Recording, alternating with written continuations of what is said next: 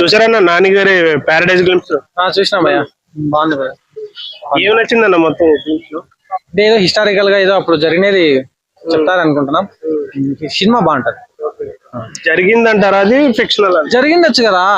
ఇప్పుడు మన చావా మూవీలో జరగకుండానే వాళ్ళు అంత ఎడిటింగ్ చేయలేరు కదా. జరిగి ఉంటుంది, ఒక 30% అన్నా జరిగి ఉంటుంది. కొంత జరిగింది, కొంత ఫిక్షనల్. నాని గారిని ఆ రేంజ్ లో ఎక్స్పెక్ట్ చేశారు అసలు? ఎందుకంటే మనం దసరాకు ముందు నాని గారిని అటు ఎక్స్పెక్ట్ చేయలే కదా. దానికి దసరాకి డబుల్ త్రిబుల్ ఉందంట. త్రిబుల్ ఉంటది, ఖచ్చితంగా ఉంటది. కొంచెం వర్డ్స్ బాగా వర్డ్స్ అంటే ఇప్పుడు సమ్మర్ వింటర్ ఉంటది కదా భయ్య. లైఫ్ లో గుడ్ ఉంటది, బ్యాడ్ ఉంటది. మనం గుడ్ తీసుకున్నాం.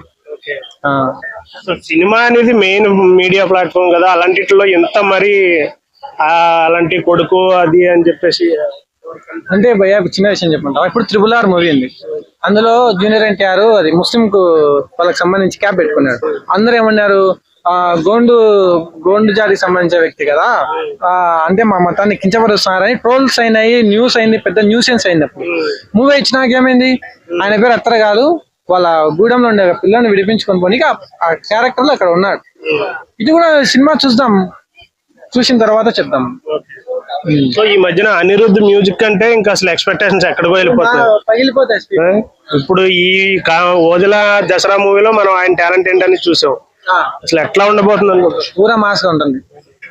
ఎక్కడ టార్గెట్ టచ్ అవ్వచ్చు? టార్గెట్స్ 100 కోట్ల 200 కోట్ల చెప్పలేము. వర్త్ మూవీ దసరాకే కొత్త డైరెక్టర్ 100 టచ్ చేసాడు. ఇది 500+ చేసుకోవచ్చు. 500+. ఎందుకంటే ఇప్పుడు ఒక చిరంజీవి, ఒక రవితేజ, నెక్స్ట్ నాని, వీళ్ళని ఎంకరేజ్ చేసే ఇంకా 4 నానీలు తయారవుతారు. కాబట్టి ఇతన్ని ఎంకరేజ్ చేయాలి మనం. Okay bro, thank you.